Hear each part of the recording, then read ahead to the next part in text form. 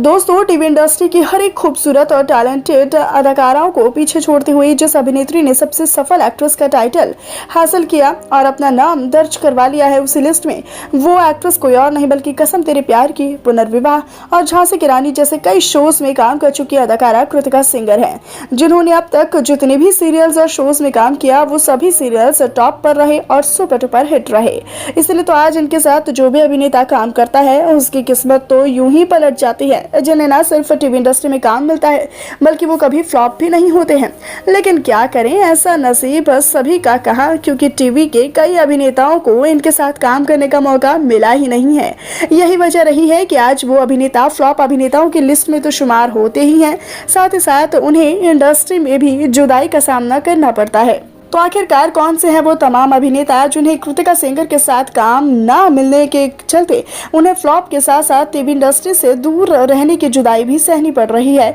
तो आज की इस वीडियो में हम आपको एक एक कर यही बताने वाले हैं। तो फिर चलिए जल्दी से जान लेते हैं कि कौन से हैं वो तमाम अभिनेता।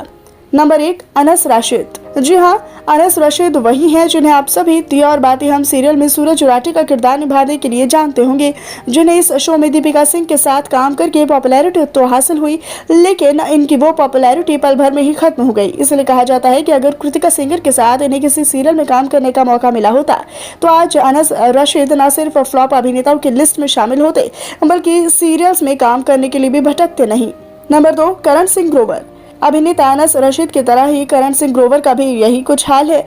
जिन्होंने कबूल है सीरियल में असद बनकर कुछ दिनों तक तो टीवी पर खूब ज्यादा राज किया, लेकिन इस सीरियल के बाद इन्होंने टीवी इंडस्ट्री के कई सीरियल्स में काम तो किया, लेकिन इन्हें वो पॉपुलैरिटी हासिल नहीं हो पाई। इसलिए लोगों का तो भाई साफ साफ यही मानना है कि अगर कृतिका सेंगर के साथ करण सिंह ग्रोवर को काम करने का एक बार मौका मिला होता तो आज ये भी काम के लिए दर दर भटक नहीं रहे होते। नंबर 3, निशांत मलकानी। ये तो आप अच्छी तरीके से जानते ही हैं कि निशांत मलकानी गुड डन तुमसे ना हो पाएगा सीरियल के बाद किसी और सीरियल में नजर नहीं आए, इसलिए आज ये टीवी इंडस्ट्री में किसी लीड किरदार को निभाने के लिए खूब ज्यादा तरस रही हैं, क्योंकि अब तक इन्होंने जितने भी सीरियल्स में काम किया है उनके साथ इनकी जोड़ी जम नहीं पाई। इसीलिए तो लोगों की ये सोच बन गई है कि अगर निशांत मलकानी को भी गुरमीत चौधरी की तरह ही कृतिका सेंगर के साथ काम करने का एक बार मौका मिलता तो जिस तरह आज गुरमीत चौधरी टीवी इंडस्ट्री में बॉलीवुड में भी काम कर रही हैं और वहीं आज यही फेम इन्हें हासिल हो पाता।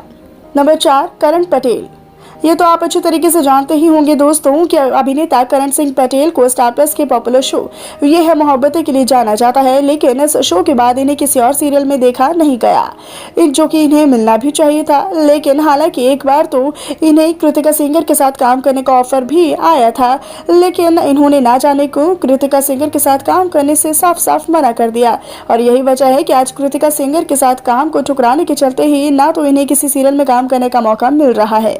नंबर 5, रजत टोकस। अभिनेता रजत टोकस जो कि जोधा अकबर सीरियल में आइकॉनिक अकबर का किरदार निभाते हुए नजर आ चुके हैं, जिसके चलते लोगों को तो यही लग रहा था कि अब तो ये इंडस्ट्री पर राज ही करने वाले हैं, मगर परिधि शर्मा जैसी बड़ी एक्ट्रेस के साथ काम करने के बावजूद इन्हें वो पहचान हासिल नहीं हो पाई, जिसके चलते आगे चलकर फ्लॉप अभिनेताओं की लिस्ट में शामिल हो गए और यही वजह रही कि आज इंडस्ट्री में नजर नहीं आते हैं। इसीलिए अगर ये कृतिका सेंगर के साथ काम करते ना तो जरूर इन्हें ये नौबत उठानी नहीं पड़ती। तो दोस्तों, आपको क्या लगता है कि क्या वाकई में ये अभिनेता कृतिका सेंगर के साथ काम करते तो आज ये टॉप एक्ट्रेस की लिस्ट में शुमार होते हैं या फिर नहीं? आप हमें अपनी राय कमेंट सेक्शन के जरिए जरूर बताइएगा, लेकिन साथ ही साथ हमारे चैनल को भी सब्सक्राइब करना बिल्कुल ना भूलें।